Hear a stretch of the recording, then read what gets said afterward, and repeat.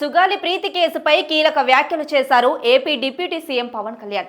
తాను deputy CM బాధ్యతలు స్వీకరించగానే నేను తీసుకున్న తొలి నిర్ణయం సుగాలి ప్రీతి కేసు అని గుర్తు చేసుకున్నారు. ఆ పాపకి న్యాయం జరగాలి, ఏం జరిగిందని అడిగా. సుగాలి ప్రీతి కేసు పరిష్కారం కోసం నేను సిఫారసు చేశాను. సిఐడి చీఫ్, డీఐజీ, హోంమంత్రికి వెంటనే ఆదేశాలు ఇచ్చాను. బాధిత కుటుంబానికి న్యాయం జరిగేలా చూడాలని నేను స్పష్టంగా చెప్పానన్నారు. అయితే అప్పట్లో ఎవరైతే కుట్ర వెనుక ఉండి చెబుతున్నారో DNA తారుమారు చేశారు, ఒత్తిడి చేసి భూములు అన్ని ఇచ్చేసి సాక్ష్యాలు తారుమారు చేశారని సంచలన వ్యాఖ్యలు చేశారు. DNA సాక్ష్యాలు మ్యాచ్ కావడం లేదు అని పోలీసులు చెబుతున్నారు. ఇది వాస్తవం.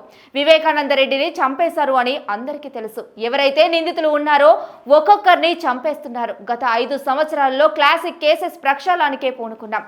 ఒక్కొక్క కేసును పరిష్కరిస్తామని పేర్కొన్నారు జనసేన అధినేత AP deputy CM Pawan Kalyan. అయితే తన కూతురు సుగాలి ప్రీతి హత్య కేసులో న్యాయం చేస్తానని ఎన్నికల ముందు హామీ ఇచ్చిన పవన్ కళ్యాణ్ డిప్యూటీ సీఎం అయ్యాక ఆ విషయాన్ని పట్టించుకోవడం లేదని సుగాలి ప్రీతి తల్లి పార్వతి ఆరోపించారు.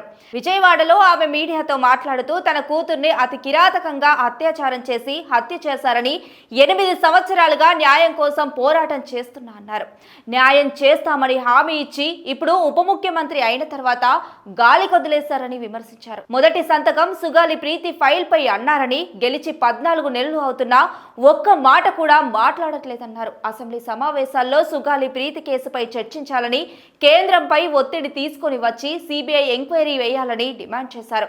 హోంమంత్రికి శ్రీకాంత్ పెరోల్ పై ఉన్న దృష్టి నా కూతురు విషయంలో లేదని మండిపడ్డారు. గవర్నర్ అపాయింట్మెంట్ తీసుకొని నాకు జరిగిన అన్యాయాన్ని తెలియజేస్తానని, జనసేన రాష్ట్ర కార్యాలయం వద్ద ఆమరణ నిరాహార దీక్ష చేపడతానని సుగాలి ప్రీతి తల్లి పార్వతి హెచ్చరించారు.